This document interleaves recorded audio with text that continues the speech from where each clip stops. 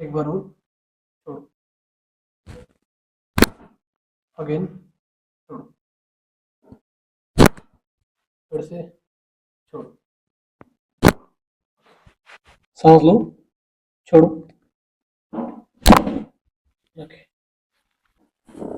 सांस लो,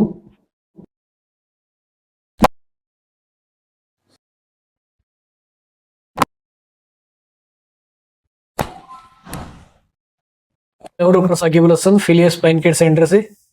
आज हमारे साथ भीमसेनी जी है, जो हमारे पास L5 S1 डिस्क स्लिप की परेशानी लेकर आए थे। जब ये आए थे तो कंडीशन काफी क्रिटिकल थी, अभी अंडर ट्रीटमेंट है। हम इनसे जानते हैं किस हालत में हमारे पास आए थे और इसके लिए इन्होंने क्या स्ट्रगल किया है और आज इनकी कंडीशन कैसी है। जी सर, मैं 1 साल में हो गया, 1.5 साल फिजियोथेरापी में। मैं कई जगह दवा खा चुका हूँ।